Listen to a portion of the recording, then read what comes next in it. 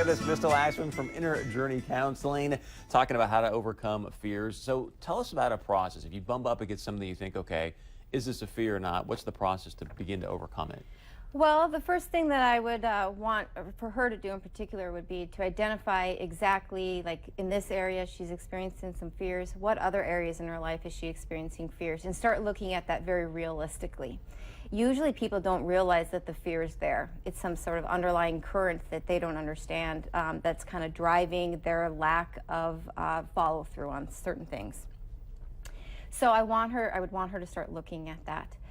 The next thing would be is that she would need to kind of figure out, where did that generate from? Was this the first time she had an experience where she failed at something, or she had other experiences? And then to kind of identify where this first originated and maybe kind of work through some of that, look at whether or not her fear was legitimate, whether or not it wasn't appropriate for the situation.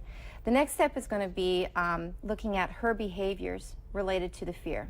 So the fear is going to generate certain behaviors, such as avoidance. They might withdraw. Like for her, she might be avoiding the situation.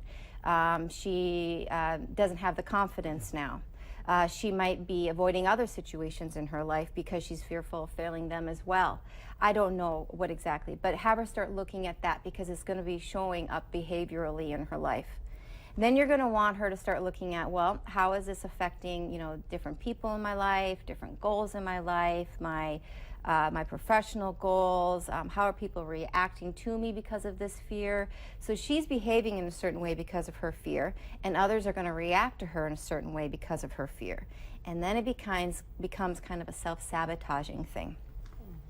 So, and she might be kind of very scared, a little insecure now about trying some of this stuff, and so it comes across as she's not feeling very confident.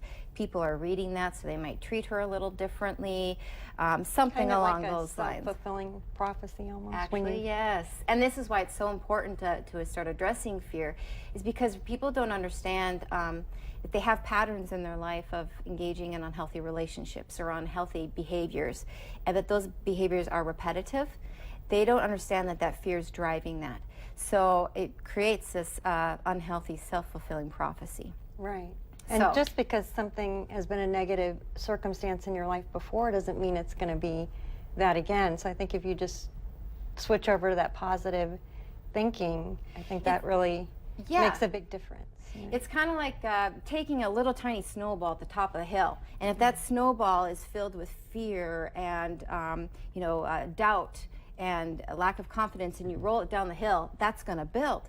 But if you have that ball filled with positive self-affirmations and sense of self-worth and confidence, and you roll it down the hill, that grows.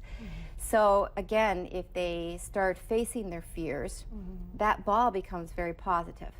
And the more that they face their fears, the more they challenge them. It doesn't matter if they succeed or it goes exactly the way that they wanted. That's not what it's about. It's more about having a sense of accomplishment. I did this. I can do it again. And then that ball gets nice and big, and then they learn, I can take on anything.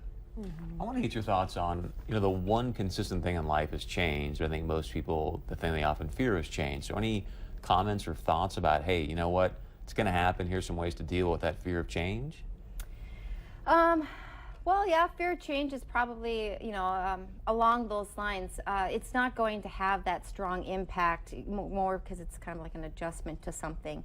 But yeah, anytime that we get used to something and then we try to change, it kind of throws us off. We get uncomfortable. Right, we don't want But I mean, you even look at women that are in abusive relationships. Again, when I used to travel with Tony, he'd say, look, they know they're not in a good situation, but they stay there because it gives them certainty, because at least they know what that's like, rather than changing and going out into the unknown. So maybe I should frame it more like, I got about 30 seconds, but the fear of uncertainty. Any thoughts on that?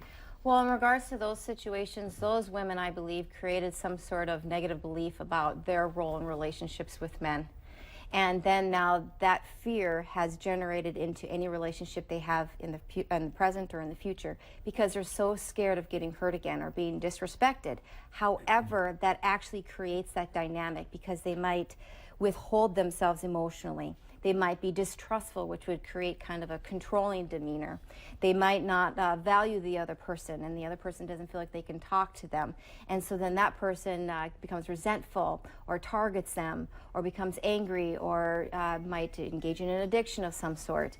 It kind of creates those dynamics. Whereas if we feel good about ourselves, we learn how to have healthy relationships with people, then we're okay with people having views and opinions. Mr. Laxman, thank you very, very much. Stay with us. It's Friday. That means music. We'll be right back with that.